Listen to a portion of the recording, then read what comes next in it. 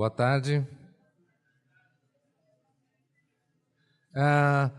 Eu sei que algumas pessoas foram lá visitar o laboratório da física. Estão de volta já?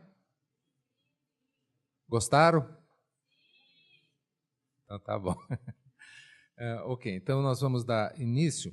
Eu gostaria de conversar com vocês nessa primeira parte da aula. Desculpa, tem um aviso. Alguém esqueceu aqui lápis e caneta. Estão reconhecendo? Não. O dono está reconhecendo? Obrigado. Então, eu gostaria de conversar com vocês sobre algo que tem já perpassado diversas das conferências que nós temos tido, que é o problema das fontes para o historiador de ciência. As pesquisas que nossos alunos fazem aqui na USP, de mestrado ou doutorado, voltadas para a história da ciência, em geral, nós recomendamos para esses alunos que eles pesquisem assuntos do Brasil, ou seja, ciências, técnicas e coisas correlatas no Brasil. Por quê? Exatamente o problema das fontes é importantíssimo. Claro que você pode fazer pesquisa sobre a matemática egípcia aqui no Brasil, né? Mas se você primeiro não dominar a língua, a escrita egípcia, você vai ficar muito pobre em termos de pesquisa que você possa fazer, porque tudo que você for olhar vai ser fonte secundária. A fonte primária vai necessitar que você tenha esse domínio, né, de língua escrita egípcia e talvez que você se desloque para o local onde tem essas fontes. Isto custa caro. Então, em princípio, é mais fácil fazer história da ciência e da técnica no Brasil. Nem sempre todas as fontes relativas a isso estão no Brasil, mas é mais possível que estejam. E, além disso, também mais possivelmente essas fontes estejam em português. E eu quero apresentar para vocês, conversar um pouco sobre essas possibilidades de fontes, porque algumas delas são bastante usuais, bastante imediatas, óbvias, e outras não são. Então, eu vou apresentar aqui algumas dessas possibilidades e fazer comentários, e nessa primeira parte tentar resolver algumas dúvidas que vocês tenham, curiosidades sobre como o historiador vai nessas fontes. Bem, aqui eu listei essas possibilidades, não pretendo ter sido exaustivo, mas a gente começa pensando nas fontes verbais, as fontes que se dão através de palavras ou discursos que podem ser feitos em palavras. E aí eu vou citando uma série de exemplos e talvez comentando um pouquinho com vocês. Por exemplo, as fontes verbais que são manuscritas ou impressas podem ser, como eu falei, as coisas mais usuais, mas de repente você tem inscrições em pedras, por exemplo, uma caverna. As cavernas rupestres do Piauí, será que elas têm alguma informação sobre história da técnica? Para dar um exemplo fora do Brasil agora, a coluna de Trajano, que fica em Roma, uma coluna toda inscrita com cenas romanas. Tem muitos detalhes sobre as construções romanas, as técnicas, tem pedreiros trabalhando, levantando paredes, tem equipamentos sendo usados. Isto é uma fonte. Ali coloquei também cartas. As cartas já foram também mencionadas em outros exemplos aqui nas conferências. Queria só também dar um exemplo pessoal. Eu estava pesquisando num arquivo fora do Brasil e encontrei uma carta de um físico francês chamado Fresnel. O Fresnel, autor de uma teoria ondulatória da luz, e era uma carta para o tio dele, quando ele ainda, o Fresnel, não era famoso. Bom, não vou detalhar para vocês, porque não dá tempo, mas contar para vocês a dificuldade que foi.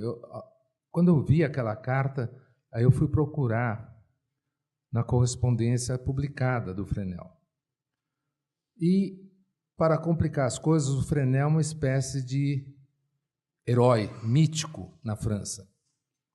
Então, existe toda uma biblioteca com todas as obras do Fresnel, lá em Paris, e aí eu olhei tudo aquilo e não vi a carta que eu tinha achado. A carta era manuscrita, né? A carta original, assinada pelo Fresnel. E aí eu arrisquei mandar essa carta com uma transcrição porque é do francês do início do século XIX, e uma tradução para o inglês dessa carta. A carta foi para várias revistas. Uma revista que se interessou mandou para aqueles tais referees, né? Os pareceristas cegos, aqueles que você não sabe quem são. Aí os pareceristas acharam, um achou interessante, o outro falou, mas essa carta já foi publicada. Aí eu fiquei numa batalha de escrever, receber resposta, porque eu perguntava, foi publicada onde? Foi publicada em tal lugar. Eu falei, não, nesse lugar não está. Aí falava em outro lugar, não, nesse lugar não está. Até que eles se convenceram que aquela era uma coisa assim, não inesperada, uma carta inédita do Fresnel. E aí o artigo foi publicado. Coloquei ali também diários. Né? Os cientistas mantêm diários, às vezes pessoais, daqueles tipos de confidências que você faz só para você mesmo. E tem os diários de trabalho, cadernetas, outros tipos de instrumentos que se tornam os diários de trabalho. Interessante porque eu também fiz uma pesquisa de um cientista que foi o primeiro a medir a carga do elétron. Ele publicou, e na época foi um sucesso. Esse físico conseguiu, quer dizer, um grande renome, ele era bem jovem, um físico austríaco, só que ele, depois de publicar, começou a publicar coisas estranhas. Por quê? A carga do elétron é considerada uma carga unitária, né? A menor quantidade de eletricidade, vamos dizer, que se concebia. E isso numa época em que a teoria atômica estava tentando se impor. A teoria do átomo, ainda no início do século XX, ainda sofria vários empecilhos. E esse físico colocou, depois que ele mediu e publicou a carga do elétron, quanto que valia, ele publicou mais outros artigos em que ele dizia que, continuando no laboratório dele as experiências, ele tinha encontrado cargas fracionárias de elétron. Por exemplo, metade da carga do elétron, 1/3 da carga do elétron, 2/3 da carga do elétron. E aí começaram a achar muito esquisito, não publicaram mais os trabalhos dele. E aí apareceu um outro físico norte-americano chamado Millikan, que fez uma experiência chamada da gota de óleo, um método diferente, que ele mediu a carga do elétron. O valor era aproximadamente igual. Mas o primeiro físico, aquele austríaco que eu tinha estudado, foi sendo considerado um sujeito fora do padrão e que estava falando bobagem. Onde já se viu carga fracionária de um elétron? Era isso que basicamente falava. E, com isso, ele foi sendo relegado e, logo depois, deram o Prêmio Nobel de Física para aquele Millikan, que tinha também medido a carga do elétron. E com o outro físico, que se chama Ehrenhaft, que eu tinha estudado, ele continuou fazendo as experiências dele, pedindo para outros também repetirem, e vários estavam achando as tais cargas fracionárias. Depois o assunto entrou em esquecimento.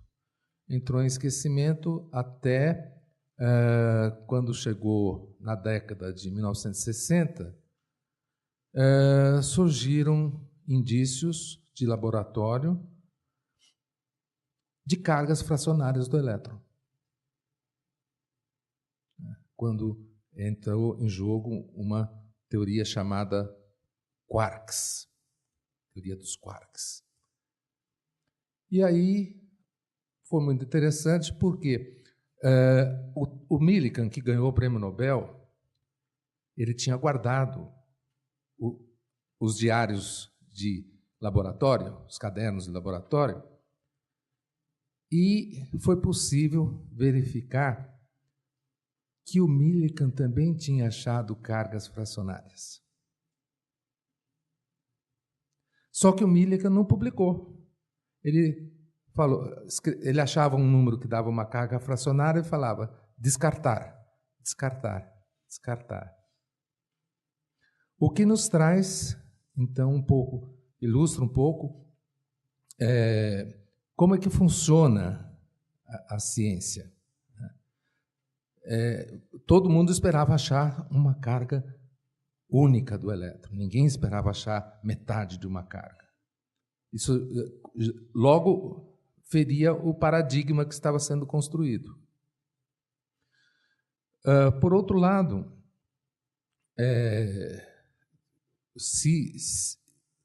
o que as análises dos historiadores falaram é que não era possível, no início do século XX, ter detectado as cargas fracionárias. Se elas existiam, não tinha aparelho que conseguisse detectar. Então, que aquilo que o Ehrenhaft tinha achado era erro experimental, erro do instrumento ou erro do observador. Mas sempre ficou a dúvida. Porque ele insistiu, e ele era muito bom físico experimental, o Ehrenhaft. Esse mistério dificilmente vai ser resolvido. Os dois já morreram, os dois físicos em questão. Mas vejam que essa historinha, baseada nas fontes, nos traz um problema que a gente já tratou aqui também, da objetividade. O que é ser objetivo? Objetivo para quem? Aquilo que é objetivo para uma pessoa não é para outra. Então, ser objetivo é descartar tudo que dá errado? Então, fica só como um exemplo e uma indagação para vocês de problemas que o historiador da ciência pode ser confrontado durante o trabalho com fontes. Coloquei ali também anotações. Hoje em dia seria difícil achar as anotações, porque a gente escreve no computador e apaga tudo, não é? Mas no passado isso não era assim, e mesmo hoje em dia tem gente que ainda prefere escrever à mão, por incrível que pareça. Mas as anotações de aulas são interessantes porque isso eu também pude estudar. Um outro físico alemão chamado Weber, ele tinha todas as anotações dele de aula registradas, quer dizer, preservadas, e numa delas eu encontrei uma indicação de que o Weber, que trabalhava lá por volta de 1860, 70, no auge da carreira dele, tinha antecipado questões que foram depois conhecidas como relatividade, a teoria da relatividade. Só por causa das anotações de aula dava para poder falar disso. Manuscritos vão cair nessa mesma categoria. Ontem vocês tiveram uma conferência e que exatamente falava desses manuscritos de livros científicos. Textos impressos, claro, por computador, pré-prints de artigos, que hoje é uma categoria que acontece muito nas ciências duras. O pré-print é antes de sair na revista, o artigo já tem uma forma pela qual ele circula, dessa forma chamada pré-print, que ainda permite você retirar o artigo ou depois corrigir coisas antes de transformar no artigo definitivo. Então, pelo pré-print, você pode pensar exatamente nas mudanças que houve, e isso levar a fazer a história daquele artigo. Livros e artigos científicos, eu vou falar que, claro, isso é uma coisa óbvia, mas quando você estuda, agora, hoje em dia, você estuda física ou matemática, você não tem acesso, em geral, aos livros que tratam, que são mencionados nas aulas ou nos livros textos. Por exemplo, se você imaginar, vou pegar o exemplo da física, né? Se você imaginar o Ampère é um físico francês que dá nome para a corrente elétrica, para a unidade de corrente elétrica, né? Então, você estuda no livro de física uma coisa chamada Lei de Ampère. E você acha, bom, ele escreveu essa lei. Aí você vai procurar o livro que tem a tal Lei do Ampère e não é aquilo que aparece nos livros textos como Lei de Ampère. Então, o livro, na sua edição original, o Rogério também mencionou isso ontem, pode ser diferente depois do que aconteceu de ficar conhecido. Livros e artigos não científicos, escritos pelos cientistas ou sobre os cientistas. Muitos exemplos são tirados da ficção. Por exemplo, só para mencionar um mais recente, a peça teatral se chama Oxigênio. Alguém já assistiu? Do grupo Ciência no Palco? Então, isto é uma peça escrita por dois químicos muito renomados, um deles Prêmio Nobel de Química, o outro é o descobridor, ou pelo menos um dos descobridores, da pílula anticoncepcional. 2 químicos de primeiro nível. E nesse livro, nessa peça que depois foi publicada, eles contam a história de descoberta do oxigênio, porque essa é uma descoberta daquelas que tem aquele tipo de controvérsia que eu andei mencionando ontem, que, primeiro, envolve uma disputa por paternidade. Quem fez primeiro?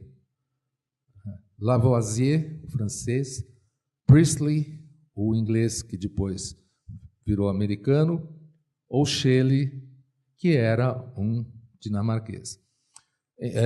Enfim, todos esses cientistas pesquisaram e cada um deles poderia ser considerado o descobridor do oxigênio.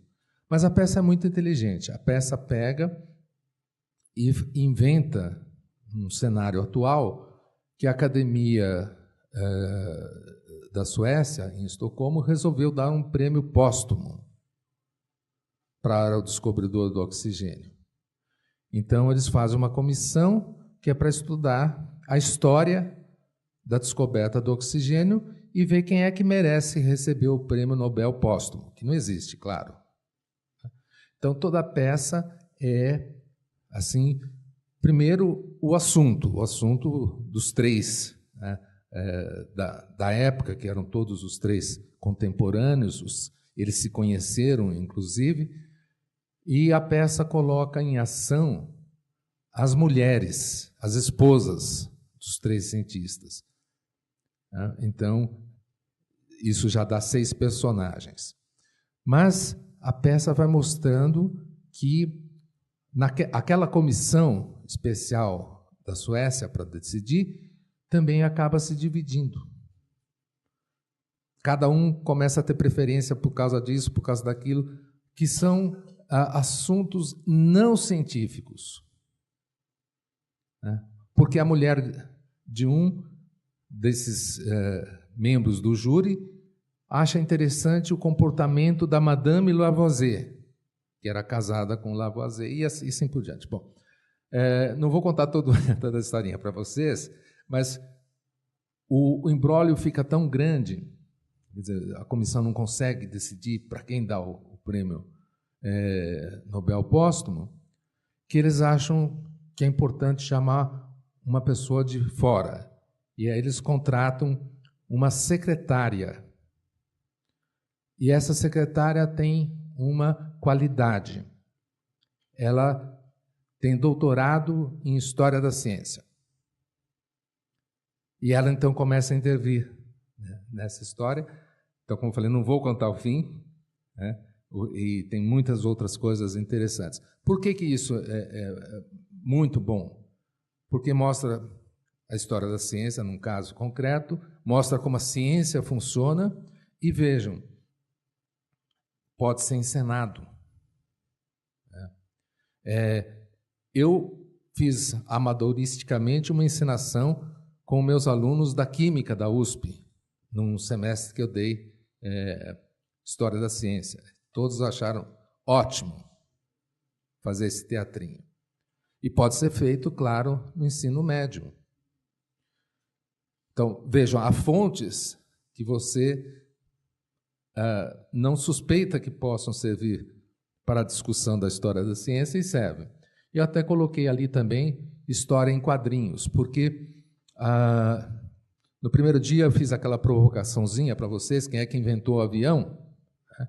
E depois falei para vocês que, na minha conclusão, não tem um inventor do avião, e que isso fere os brios dos brasileiros, isso a gente já sabe, mas o lugar melhor que eu encontrei para chegar na mesma conclusão que eu é uma história em quadrinhos publicada pela Companhia das Letras, chamada Santot. Santot é o Santos Dumont, mas como ele vivia na França, ele era Santot.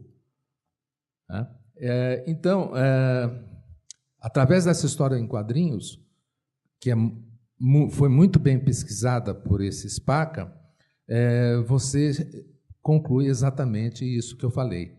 Tinha tanta gente pesquisando o assunto que o Santos Dumont, claro, era uma pessoa muito bem dotada, mas dificilmente se pode dizer que ele é o pai da aviação. Coleções de jornais, revistas científicas, revistas técnicas, jornais de notícias em geral, tudo isso o historiador usa, claro. Manuais e tabelas, inclusive profissionais. Isso é uma coisa difícil de perceber, mas para quem não mexe no assunto, né? Mas tabelas, por exemplo, se você pegar uma tabela de tubos, diâmetros de tubos, grossuras de tubos usados nas plataformas de petróleo e nos poços de petróleo desde 1940 até agora, você vai ter uma ideia da evolução desse assunto técnico que tem uma história por detrás. Então, uma coisa que parece meio esotérica. Autobiografias, memórias, às vezes também biografias, resenhas. Por exemplo, o que é que tal livro mereceu de resenha, artigo, livros-textos. É muito interessante se a gente puder pegar uma coleção de livros-textos de 100 anos, tratando de um assunto como, por exemplo, teoria da evolução. O que é que os livros-textos falaram?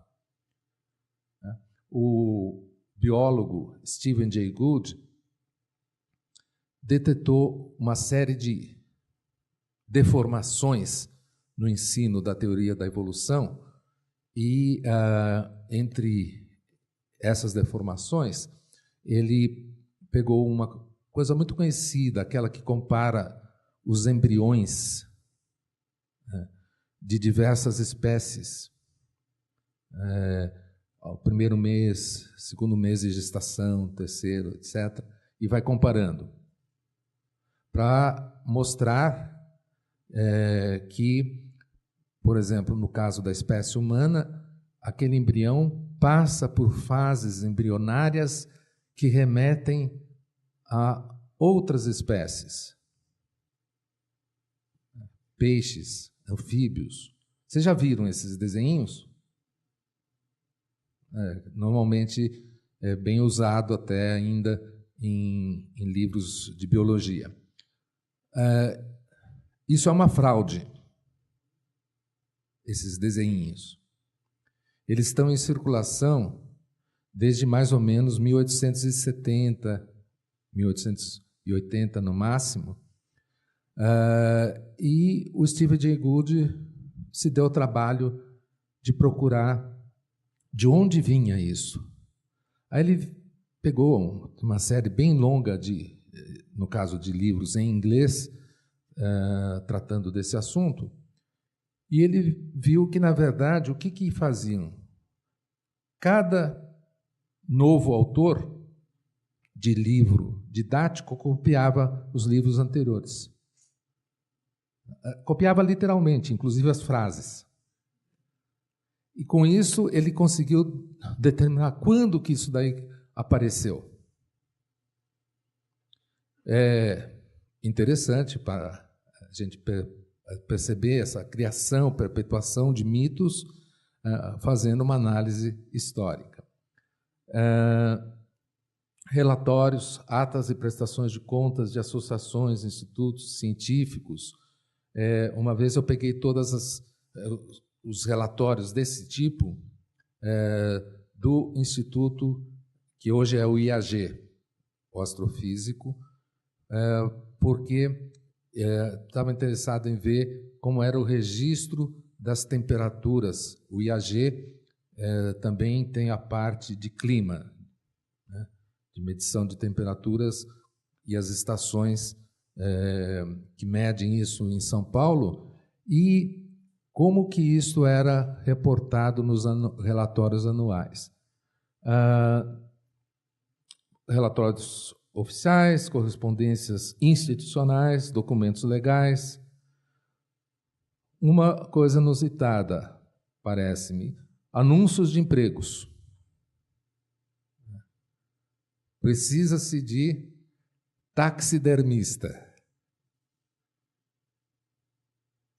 Quer dizer, hoje em dia não tem muito esse emprego, né? Nós estávamos comentando, mas você pode analisar a evolução de determinados campos científicos pelos anúncios de emprego, pelas avaliações de candidatos, às vezes isso é registrado, admissão em instituições científicas. Como é que é feita a admissão de professor de História na USP? O que é que consta das atas dos concursos? E por aí você pode perceber também orientações, metodologias, perseguições, né? E assim por diante. Pedidos e concessões de patentes. Eu mencionei para vocês também, com respeito à história da aviação, que não existia patente de avião. Mas nós temos aqui a famosa figura, agora mais famosa, do padre Landel de Moura, do Rio Grande do Sul, que é colocado como um predecessor das comunicações sem fio. De fato, ele fez uma transmissão que ia da Avenida Paulista até o Alto de Santana, por volta de 1890. Essa transmissão foi testemunhada, registrada no jornal Estado de São Paulo. Várias pessoas viram, e ele fez isso, de fato, antes do Marconi, que tem o reconhecimento oficial de ser a pessoa que viabilizou a transmissão à distância, né, de ondas eletromagnéticas, sem fio. O Landel de Moura foi pedir auxílio para o governo brasileiro, para a Marinha, e todo mundo achou que ele era louco, que não dava para fazer transmissão sem fio. Então ele mudou para os Estados Unidos e lá ele fez um pedido de patente e a patente foi dada para ele. Se você quiser então fazer uma história das invenções brasileiras, você pode, nesse caso, não dá para ficar no Brasil, tem que ir para Washington, porque é lá que está isso. Teses não publicadas, hein? Trabalhos de concursos, provas que alguém faz. Também o Rogério mencionou ontem o que é o item seguinte: listas de vendas de instrumentos científicos, listas de assinantes de jornais, revistas, compra de livros, listas bibliográficas. Quer dizer, é possível você perceber a evolução por exemplo, no Instituto de Química da USP, se você for colocar química orgânica e pesquisar desde os anos 40 até hoje, quais eram as listas que os professores mandavam os alunos ler. Isso tem revelações históricas. Bibliotecas particulares, né? Pessoas como cientistas podem ter sua biblioteca e o conteúdo da biblioteca ser indicativo de alguma coisa histórica, além das institucionais.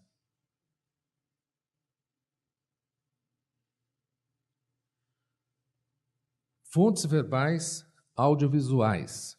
Nós falamos aqui, já teve logo no primeiro dia, a pergunta feita pela colega lá do Rio de Janeiro, que tem a ver com o storytelling, e aqui isso também entra nessa categoria de entrevistas com cientistas profissionais, não profissionais, fotos, filmes, programas de rádio e televisão. Já tivemos trabalhos de doutorado aqui sobre o programa Roda Viva, por exemplo, o que é que o programa Roda Viva veiculou de ciência. E como foi a divulgação científica feita pelo programa Roda Viva? Fontes verbais que circulam pela internet, páginas institucionais, páginas pessoais, notícias, comunicações, o problema que eu falei para vocês, horroroso, do armazenamento eletrônico, o que fazer com discos flexíveis, disquetes, CDs, agora as próprias memórias, tudo isso é perecível. E um pouco fontes não verbais. Um instrumento ou uma coleção de instrumentos e objetos científicos e profissionais são fontes. Modelos e artefatos para demonstrar teorias científicas ou projetos tecnológicos. Eu fiz também uma pesquisa, nesse caso foi nos Estados Unidos, com modelos da tabela periódica.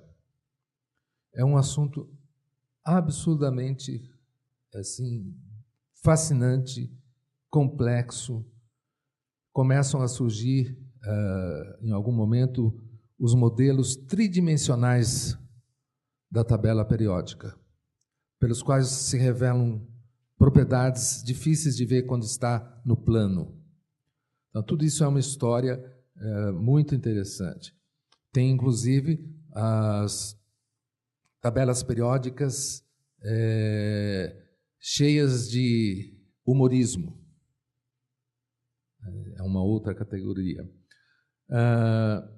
A iconografia, claro, iconografia do tipo pinturas, gravuras, eu tenho já até usado aqui à tarde com vocês, mas inclui fotografias, filmes. E a iconografia científica, tudo que diz respeito mais à produção do conhecimento científico. Coleções. As coleções dos museus, por exemplo, o Museu de Ciência, do tipo que nós temos aqui, mesmo na USP, esses museus revelam tendências, linhas de pesquisa, teorias.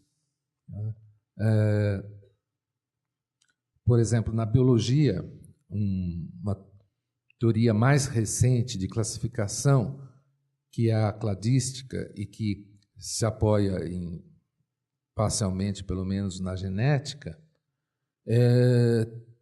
teve efeitos assim tremendos. Você vai num museu de zoologia e um bicho que antes estava numa estante, ele tem que mudar.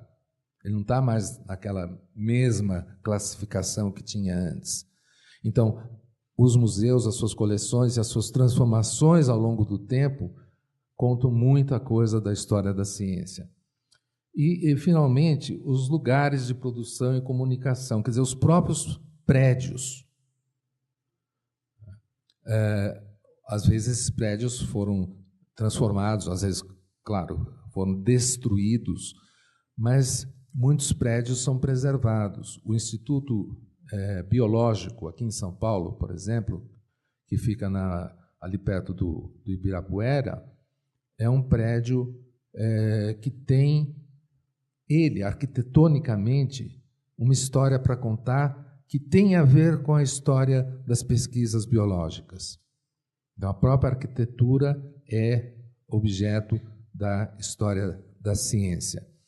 Sem contar, por exemplo, esses exemplos que estão colocados aí, jardins botânicos, o local que é um jardim botânico, o que se colocou, o que é que se preservou, o que é que se arrumou, o que é que mudou de lugar no jardim botânico.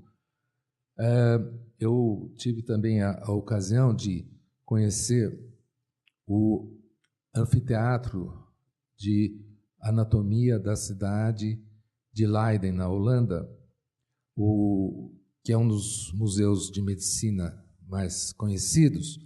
Esse anfiteatro é o anfiteatro que era usado no século XVII. Então, você tem a ideia de como era a aula de anatomia que era feita no século XVII. Claro que tem recursos audiovisuais, uma porção de coisas ajudando. Mas isso conta alguma coisa da história da anatomia para nós. Bom, eu acho que falei muito, não sei se cansei vocês com tantas palavras, mas queria então abrir agora para perguntas, comentários. Quem está com... Ah, está aqui. Desculpa, pode levantar a mão outra vez?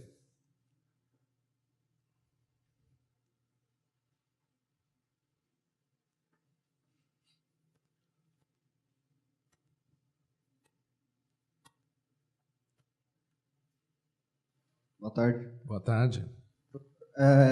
Eu faço um estudo sobre ficção científica, né? E aí você tem, assim, para fazer a história da ficção científica, história da ciência, você tem uma crítica de duas abordagens, que é ou uma espécie de futurologia, você olha para a ficção, querendo meio que encontrar o que aqueles escritores previram, né? Uhum. Ou observar apenas o lado imaginativo e tentando destacar como esse lado imaginativo entravava ou levava ao erro da previsão, né? Então, eu estudo lá o Asimov e eu tenho uma ideia de tentar pensar assim se a ficção ela consegue divulgar uma epistemologia, né? Por exemplo, pensando assim, que quando o escritor lá compõe um objeto, um robô, né, ele está partindo de princípios que são válidos dentro da ciência, né? Até porque ele é cientista de formação e tudo mais. Então, eu queria que você comentasse sobre isso, sobre essas possibilidades do que fazer com a ficção e dessa possibilidade de ver a epistemologia dentro da ficção. Uhum. Bom, esse exemplo que você deu é muito bom, porque muitas pessoas que às vezes nem estão interessadas em ciência ou em história da ciência, mas ficam interessadas na ficção, os próprios filmes do cinema ajudam nesse sentido, e eu acho que você pode, sim, pensar numa epistemologia, por exemplo, pega as tais leis do robô, que aparecem na ficção científica. Aquilo é uma epistemologia e pode ser discutido, inclusive, pode ser discutido em termos da matemática. As leis do robô podem ser confrontadas com o teorema de Gödel. Não vou entrar em detalhes, mas é uma sugestão até epistemológica para ser seguida. E lembrando que o grande, mais conhecido autor de ficção científica, que é o Jules Verne, francês,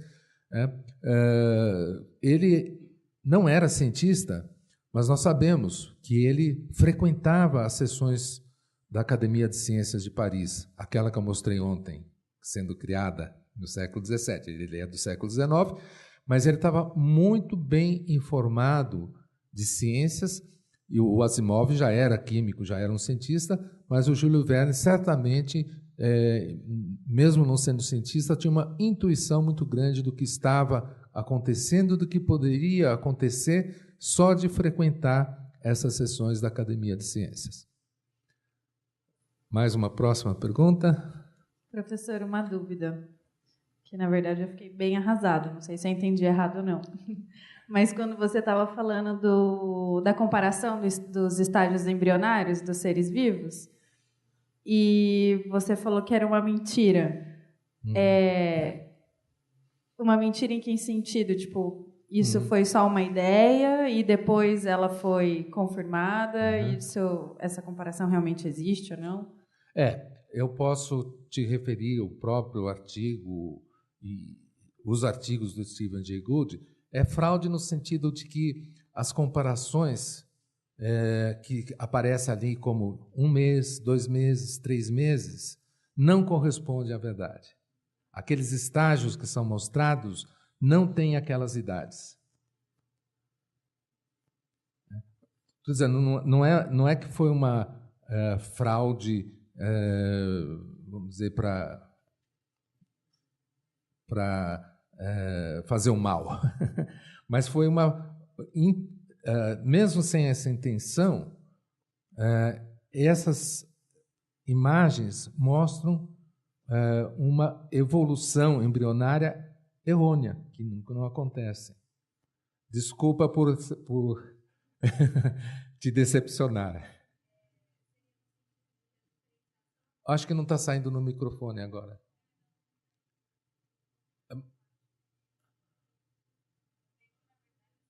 Só um instantinho. Onde está o microfone? Desculpa. O estágio, então, de diferenciação, ela ocorre em outros momentos e não naquele momento comparativo que é trazido. Isso. E por que ninguém nunca mudou isso? Se a então, gente usa até hoje? essa foi a pergunta do Stephen Jay Gould. Por que ninguém muda isso? Então, em parte, ele falou, em parte é por esse costume de livro didático não pretender ser nada original, de um copiar do outro. Isso lá nos Estados Unidos, no Brasil isso não acontece, com certeza. Mas o motivo principal é que isso criou um paradigma. Então, mesmo que você seja um evolucionista darwinista convicto, como era o Stephen Jay Gould, você se depara com uma barreira criada por um sistema que não quer fazer mudanças. Obrigada. Tinha alguém mais ali? Oi, professor. Uma dúvida que eu e meus colegas tivemos. Quando o senhor fala das tabelas periódicas, que algumas delas apareciam com humorismos, humorismo em que sentido? De humor corporal ou no sentido de piada? Né? Não, às vezes tem as duas coisas. Por exemplo, eles fizeram uma tabela periódica em que o tamanho na célula depende do valor econômico daquele elemento. Mas tem umas piadinhas até mais fortes. Entendi, obrigado.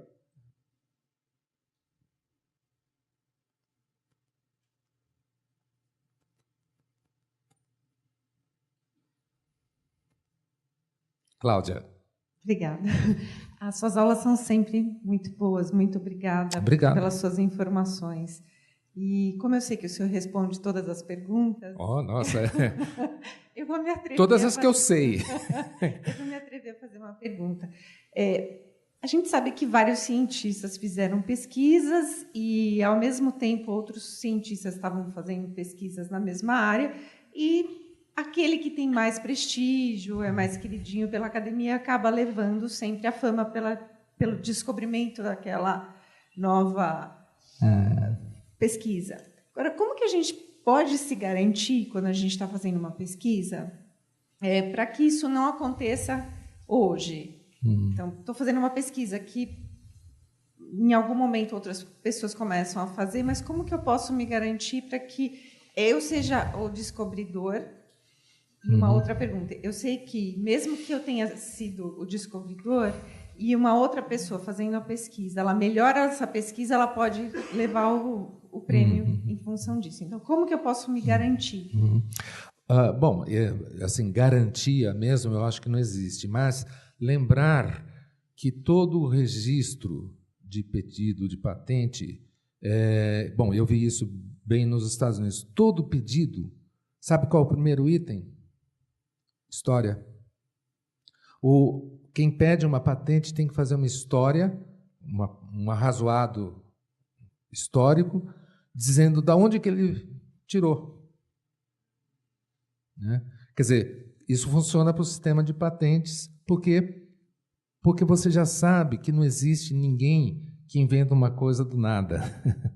Né? E, na verdade, todos esses pedidos de patentes representam pequenos avanços nisso, naquilo, modificaçõezinhas de uma coisa ou de outra, que justificam que o que você está pedindo é inovador, mas não assim revolucionariamente inovador.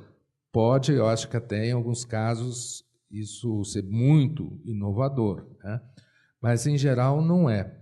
E por isso é que eu acho que a primeira coisa que a gente tem que fazer é desconfiar, né? Desconfie quando aparece o pai ou a mãe, né, de alguma coisa do nada, né? E segunda coisa, só para também lembrar, não confie na internet. Porque essa mitificação, o herói inventor, o herói cientista, isso é o que todo mundo está acostumado. E é o que acaba sendo transcrito para a internet. Quer dizer, o pensamento contrário do continuismo, de pensar que não, as coisas vão evoluindo, mas é de pouco em pouco, isso não está de jeito nenhum solidificado para que a cultura pense desse jeito. E a mídia, como a gente tem falado, o jornalismo escrito, a televisão, vão sempre nessa linha do mito. Porque as pessoas gostam, ficam satisfeitas, né? Mas não historicamente comprovado. Encerramos? Eu queria fazer um comentário rápido no conteúdo. O colega me procurou, que eu mas ele deu uma ideia que eu achei interessante, então eu só queria anunciar, porque ele disse que amanhã ele vem e no final das aulas ele vai para o aeroporto de Guarulhos. Se eventualmente alguém também vá para o aeroporto de Guarulhos, pode entrar em contato com ele, talvez rachar um Uber, alguma coisa assim. E também não sei se é o caso, outras pessoas vão para o aeroporto mesmo, se for para Congonhas.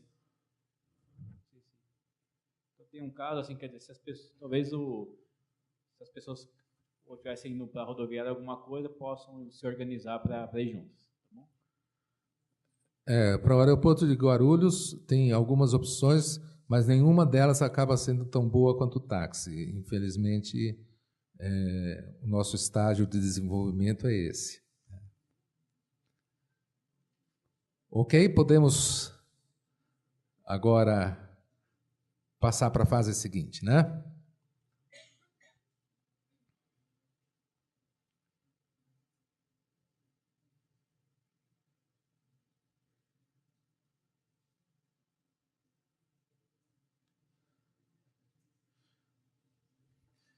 Então,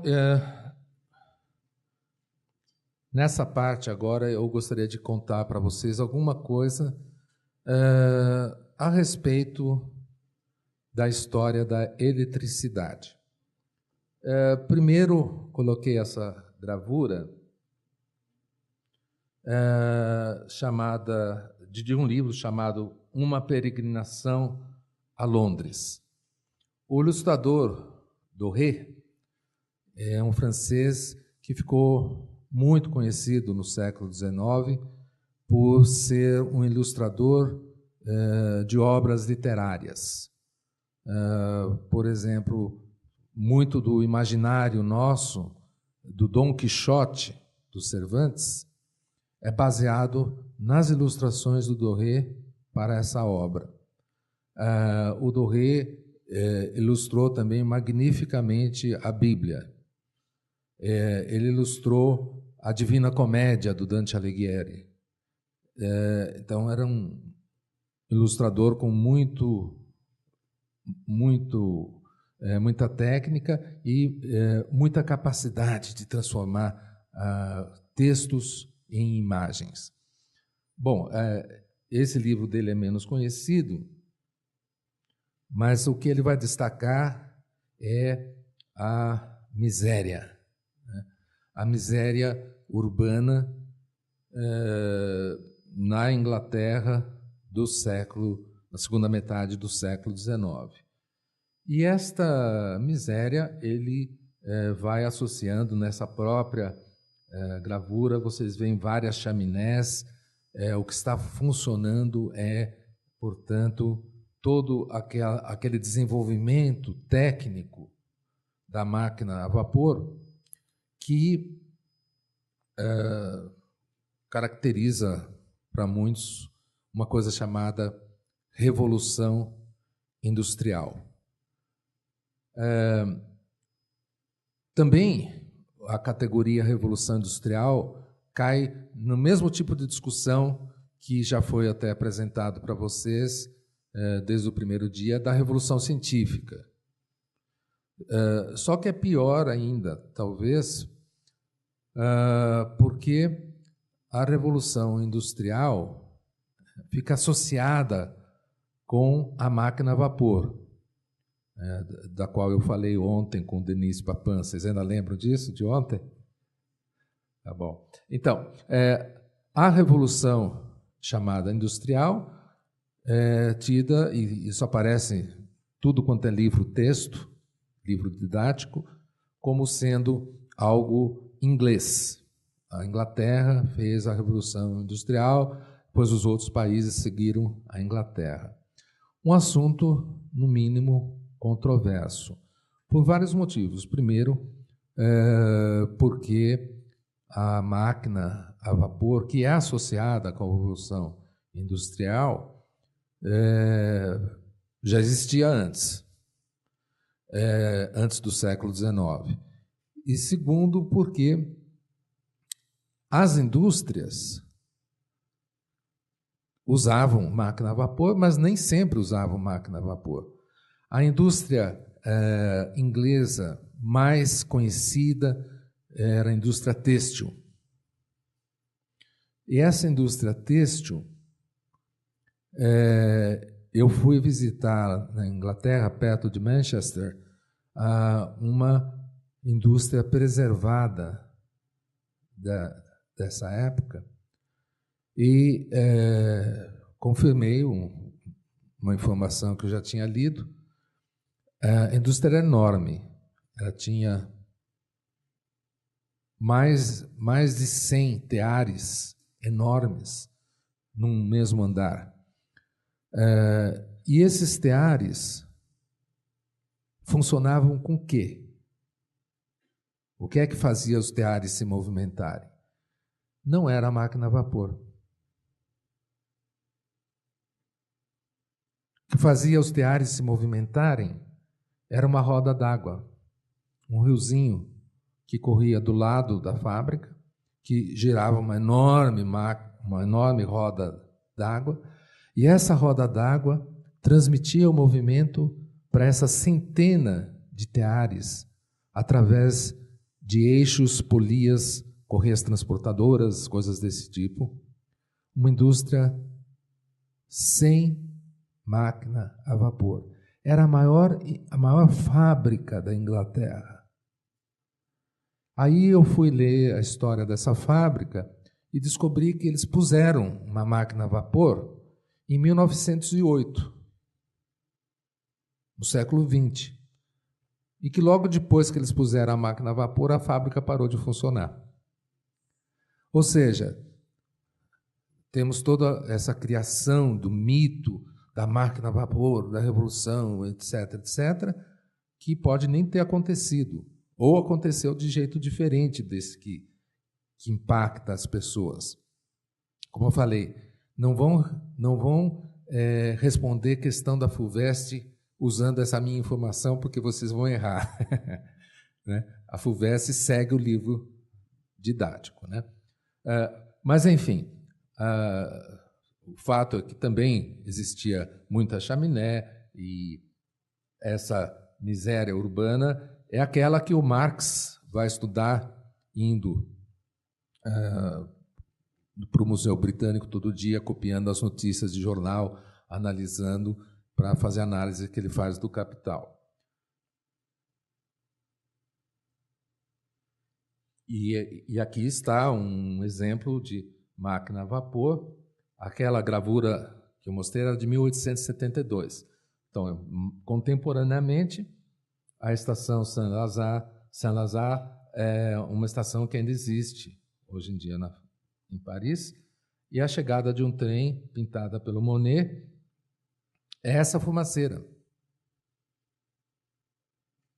que nós sabemos também da história da cultura, que isto, quer dizer, quanto mais fumaça, mais moderno era, mais avançado, mais progressista, né? Todo mundo queria ter essas fumaças. Nessa mesma época, porém, é criado o metrô, o primeiro metrô do mundo, o metrô de Londres. E essa primeira linha do metrô era subterrânea. Imaginem a dificuldade, né, de ficar nesse túnel. Eles também perceberam. Então, essa primeira linha era um túnel com frestas enormes para a fumaça sair por essas frestas. E vejam, só 2 anos depois, Siemens, quer dizer, o próprio Werner von Siemens, dono da Siemens, demonstrou num congresso a primeira locomotiva elétrica. É essa aí que vocês estão vendo. É uma beleza, porque não tem fumaça. É claro que era uma demonstração experimental, esses trilhos aqui tinham uns 500 metros só, mas já mostrava uma transformação muito grande. E como isso foi possível acontecer?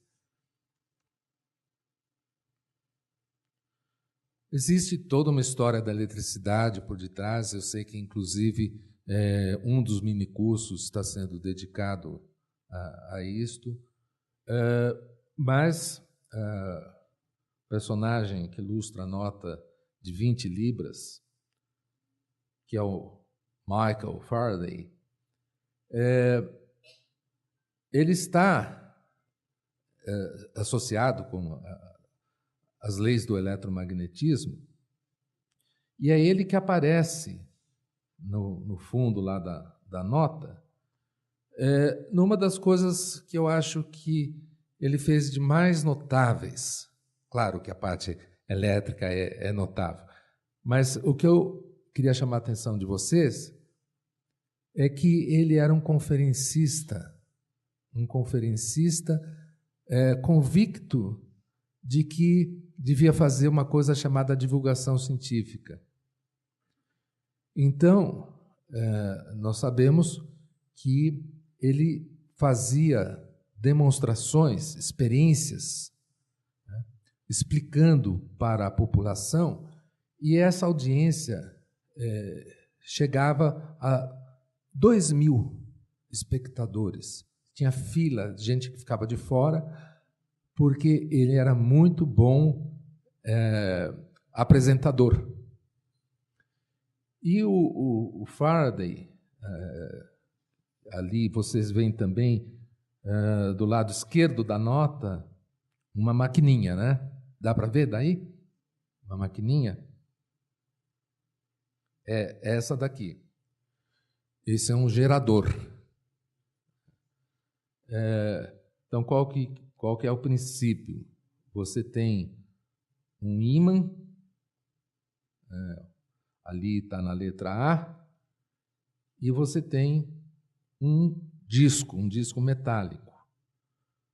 E você girando o disco metálico entre a ferradura imantada, você gera corrente elétrica que pode ser coletada ali onde tem o B e o B'. Dá para ver daí? Os bornes do gerador. Tudo isso, claro, muito primitivo. Os primeiros geradores eram desse tipo, mas você tem os geradores modernos, como os das nossas hidrelétricas, ainda usando o mesmo princípio. É um campo magnético variado, né, pode gerar uma corrente elétrica. O interessante é que o Faraday, nós sabemos, a biografia dele é razoavelmente divulgada também, ele nunca estudou, quer dizer, ele nunca fez faculdade. Ele era de uma família pobre e ele foi trabalhar primeiro como químico no laboratório do mais famoso químico que existia, que era o Davy. Então ele tinha um treinamento muito bom disso que se chama vidraria, que os químicos conhecem bem, que é usar, manipular, criar vidros para experiências químicas. E como ele tinha esse talento artesanal, ele começa a construir coisas, começa a investigar por conta própria, e apesar de não ter essa escolaridade, ele vai fazendo descobertas sensacionais, e ele vai ser um representante na Inglaterra de uma coisa abominada. Ele vai ser o representante da metafísica. Existia, nessa mesma época, uma corrente filosófica e, podemos dizer, até epistemológica, que veio a se chamar filosofia da natureza. Existiam muitas filosofias da natureza, mas essa que eu estou falando tem uma espécie de movimento com esse nome, filosofia da natureza. E os filósofos que defendiam a filosofia da natureza diziam que o mundo é uno. A unidade do mundo precisava ser buscada. Isso significava, no caso dos físicos e dos químicos também, procurar uma unidade entre as várias forças da física. No caso, entre o magnetismo e a eletricidade, dois fenômenos que já eram conhecidos desde muito tempo, na verdade, desde a antiguidade, e que pareciam coisas completamente diferentes. Então, os que eram adeptos da filosofia da natureza resolveram apostar que, na verdade, existia uma união entre os dois. E pouco tempo antes do Faraday, uns 20 anos antes, na verdade, um dinamarquês chamado Ørsted fez uma experiência que foi assim, uma experiência que abalou mais os alicerces do que a nossa colega lá de Taubaté sentiu agora, quando eu falei das gravuras, né? Ele fez a experiência de passar uma corrente elétrica perto de uma agulha de bússola, por exemplo. E quando ligava a corrente elétrica, a agulha saía do lugar. Virava o sentido da corrente elétrica, virava para o outro lado. Nos livros textos, em geral, isso é apresentado como acaso. Olha, de repente o Ørsted estava lá mexendo e descobriu que corrente atua sobre ímã.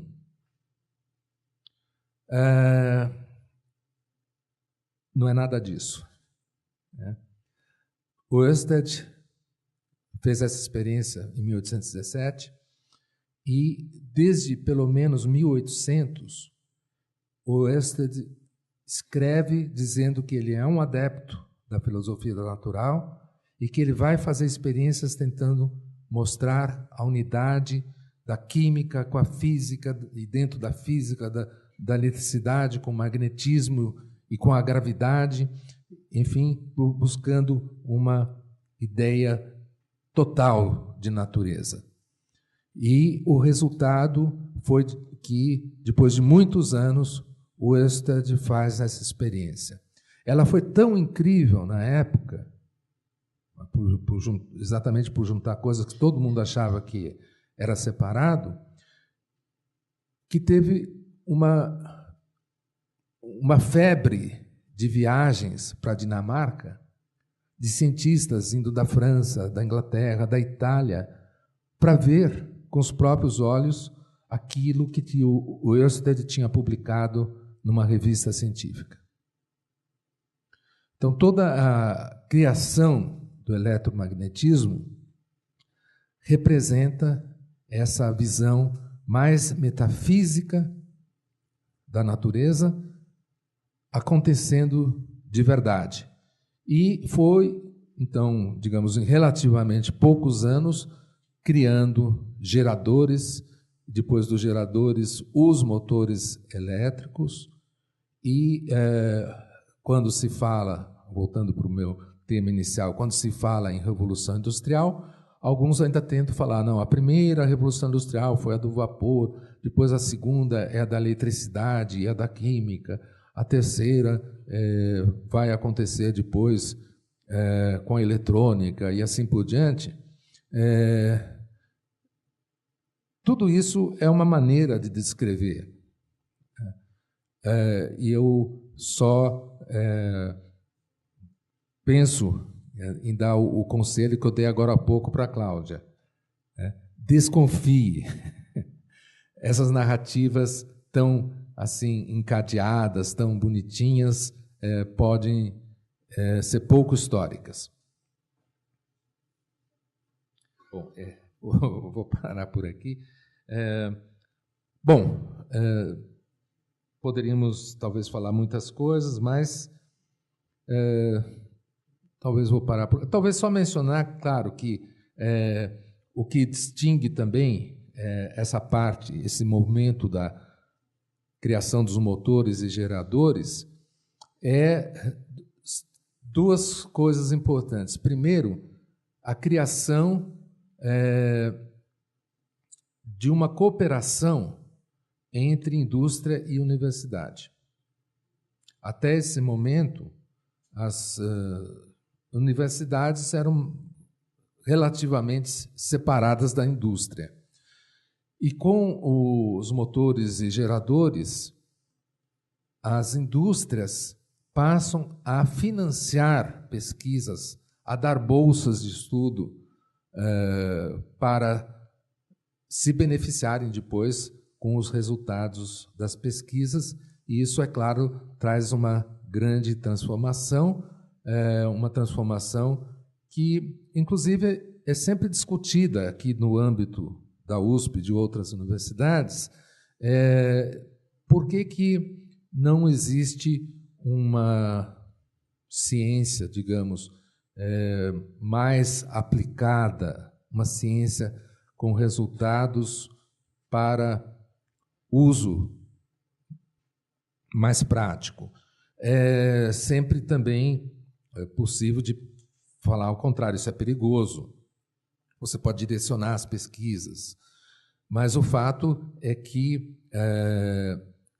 boa parte da pesquisa nos países mais desenvolvidos tem participação da indústria, assim como tem participação do governo, né? Você sabe que é um mito dizer que nos Estados Unidos os laboratórios são particulares. Eles são sustentados pelo dinheiro do governo, que, mesmo que isso tenha caminhos diversos, é o que acontece. E também isto fez com que os bancos entrassem e se interessassem nas pesquisas científicas. Então, esses primeiros conglomerados de eletricidade, a eletricidade é o momento em que isso acontece, a criação da General Electric e de outros conglomerados fortes tiveram a participação dos bancos, patrocínio dos bancos, portanto, o capital financeiro passa a fazer parte da pesquisa científica.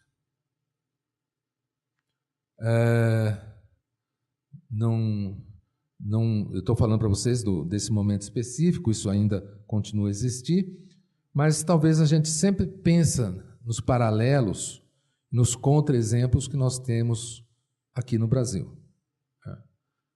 Não sei o quanto o Itaú ou o Bradesco estão interessados em ciência. Eles estão interessados em lucros, claro, mas em ciência e outros aspectos não me parece. E sempre também fazendo uma associação que existe entre ciência, e técnica e educação. São partes integrais de um mesmo complexo. Bom, então vamos para comentários. Alguém tem algum comentário?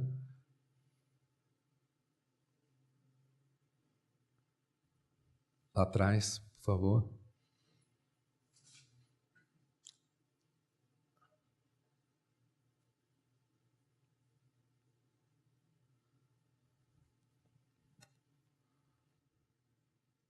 Oi, boa tarde. Boa tarde. Sou Isabel.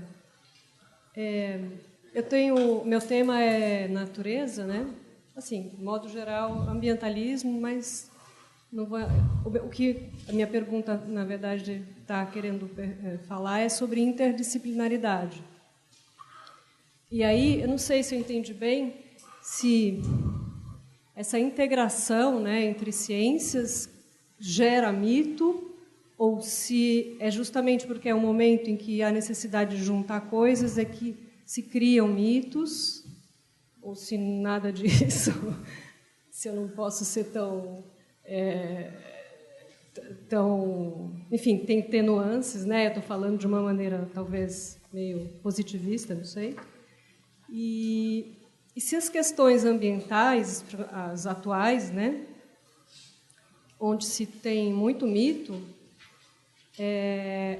foram elas que levaram a essa onda de interdisciplinaridade que vemos, né? Em todo caso, no meu mundo, é bem assim. Bem, eu acho que eu não mencionei mitos relacionados com a interdisciplinaridade.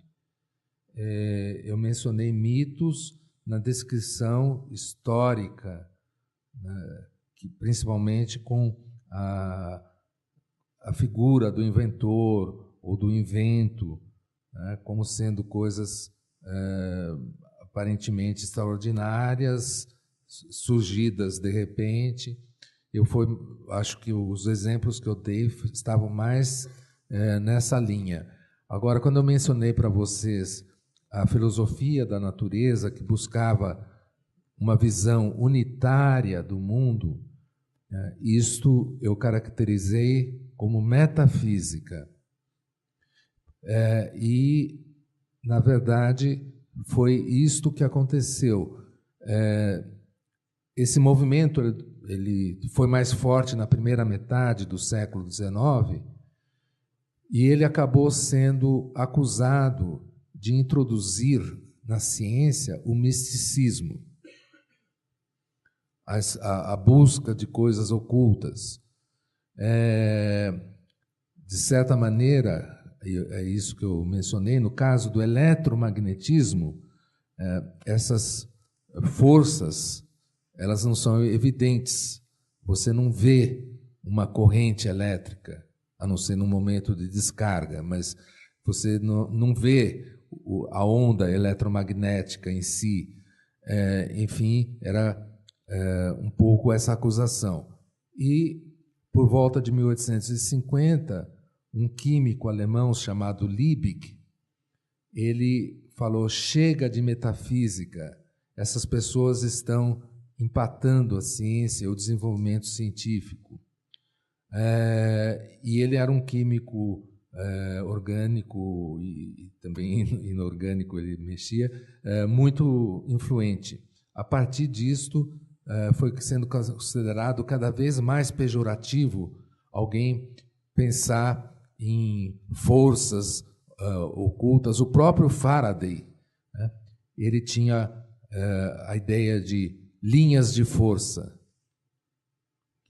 Quando você Vocês já viram essas figurinhas de limalha de ferro, né, que você submete a um campo e essas limalhas se ordenam, fazem figuras, né? O Faraday foi acusado de que isso era uma coisa imaginária. Ele falava, imaginário como, se eu estou vendo aqui a figura, né? Mas que as tais linhas de força não existiam. Era um recurso que você poderia usar até didaticamente, contar quantas linhas são formadas e coisas desse tipo, mas que isso não representava uma linha de força. Eu não sei se você talvez puder deixar sua pergunta um pouco mais precisa. Professor, eu acho... Alô? Eu acho que ela estava falando justamente da unificação das teorias na física, né? Ah, tá. Sim, é por essa linha. Talvez seja melhor devolver para ela, mas eu tinha pedido para o Ivan o microfone porque eu achava que isso... E o senhor acabou aí tem forças misteriosas. Pois ninguém explica isso daqui. Que seria primeiro a eletricidade, o magnetismo, depois eles juntaram isso com a óptica também, para a teoria da luz, e é uma tendência na física a unificação, né? De certa forma, a dinâmica clássica foi unificada com a mecânica clássica. É isso que se aprende, quem diria, na USP. Eu aprendi isso com os professores do Instituto de Física de São Carlos. Uhum. E tipo, a unificação é uma tendência que todos eles buscam, sabe? E pelo que eu vi, tem tido sucesso nos papers, nas publicações há muito tempo. Então, eu também tenho essa dúvida. Como o senhor entende o que seria mítico, o que seria perigoso, né? Se a ciência tem acreditado tanto nisso, os cientistas, de fato, têm acreditado tanto nisso. Não, eu particularmente eu sou a favor de manter a metafísica como um motor da ciência, a busca de coisas que ainda não têm explicação, as fronteiras. Eu acho que para todas elas a metafísica fornece um impulso. Então eu não sou contra. Claro que existe uma fronteira, pode ser muito tênue, né, entre você acreditar em, por exemplo, conversações com espíritos de pessoas mortas, né, e uma explicação física para isto. Na verdade, eu dei um exemplo real. Alguns físicos, como o inglês Crookes, existe o tubo de Crookes, né, que é um antecessor das válvulas e fenômenos de fluorescência, coisas desse tipo. O Crookes fazia sessões de espírito e ele garantia que a mesa estava se levantando por causa dos espíritos e coisas assim. E ele era um físico conhecido, renomado. Então, estou dizendo, essas fronteiras podem ficar tênues. Mas, veja, até isso é um assunto interessante para a história da ciência. Não é? Como que pode haver essas aproximações, como isto é visto pela população, como isto é visto pelos cientistas e assim por diante. Não sei se eu respondi. Tá.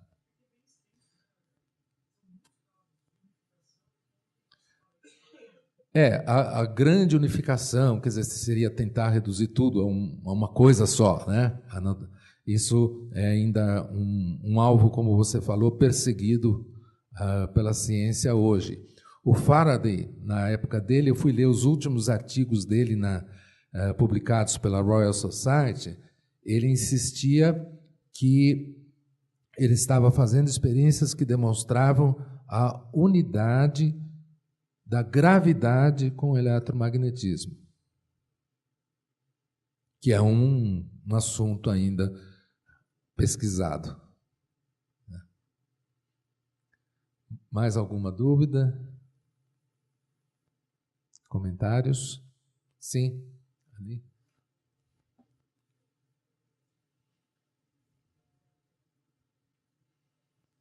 Boa tarde. Boa tarde.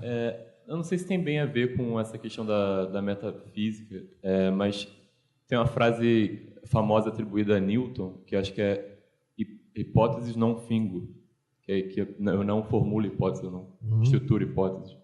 E seria quando ele teria encarado algo que ele ainda não sabia como explicar bem de forma empírica, pelo menos pelo que eu entendi. Eu queria que você discutisse sobre isso, que é uma coisa que eu ainda não acho que eu não entendo muito bem. Essa é uma frase famosa, né? O hipóteses não fingo, na verdade, quer dizer, eu não fabrico hipóteses, eu não crio hipóteses, porque foi justamente quando, assim, como perguntaram para o Newton, olha, mas o que é gravidade?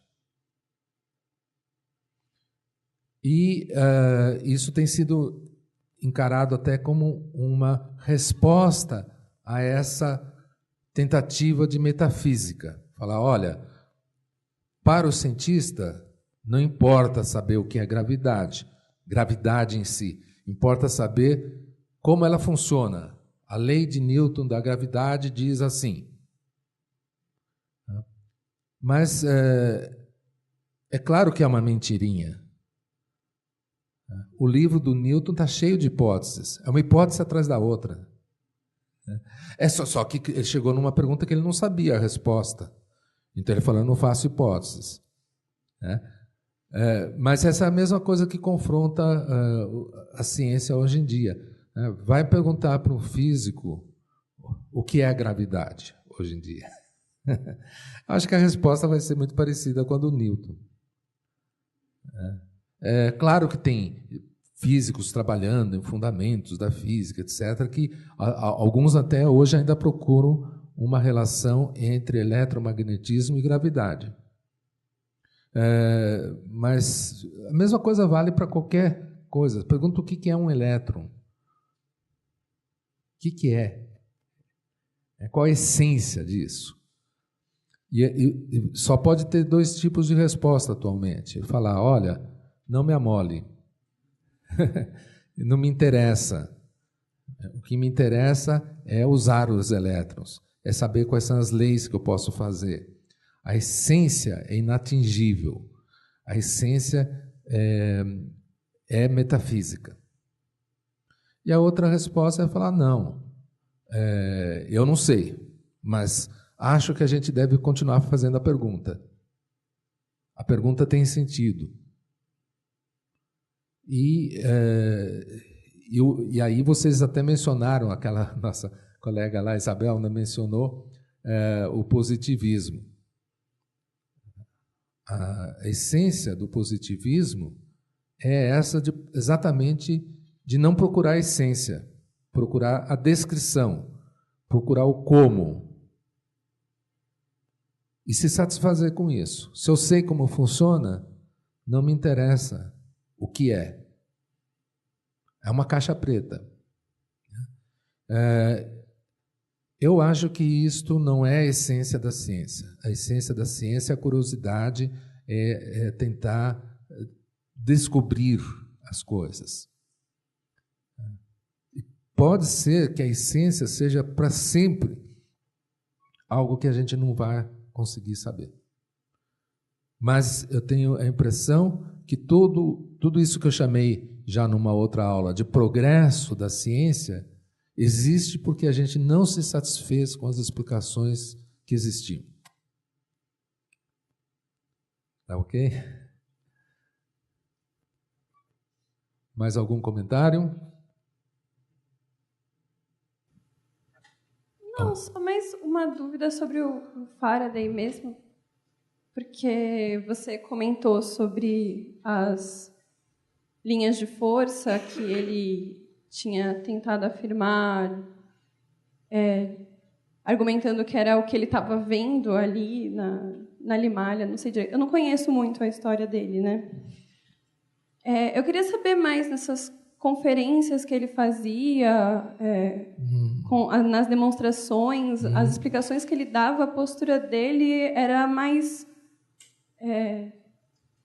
por dizer assim, fenomenalista, no sentido de só falar, olha, isso aqui é o que está acontecendo, é o que eu estou vendo, e não tentava se aprofundar mais, ou ele tentava criar teorias sobre os fenômenos com os quais ele estava trabalhando? Exatamente, essa última parte, ele tentava criar teorias.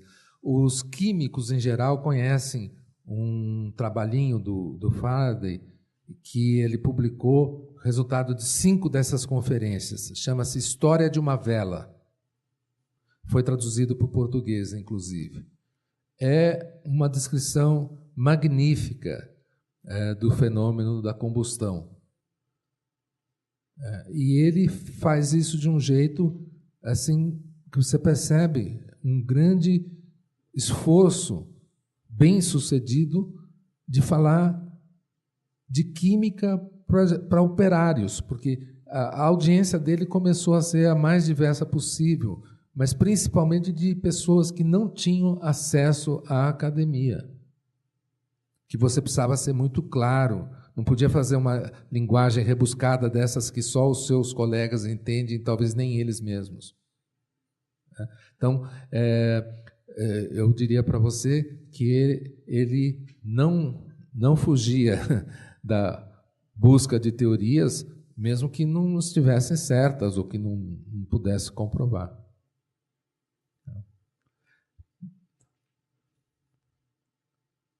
Mais alguma dúvida que eu saiba?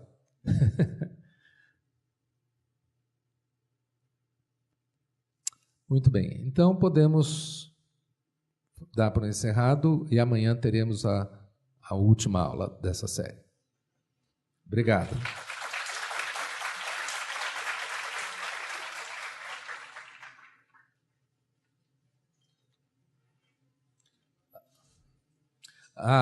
Desculpa, só uma coisinha que eu deixei, se alguém quiser consultar. Essas questões que eu falei na primeira parte das fontes, né, elas vão se refletir nos trabalhos dos historiadores de ciência.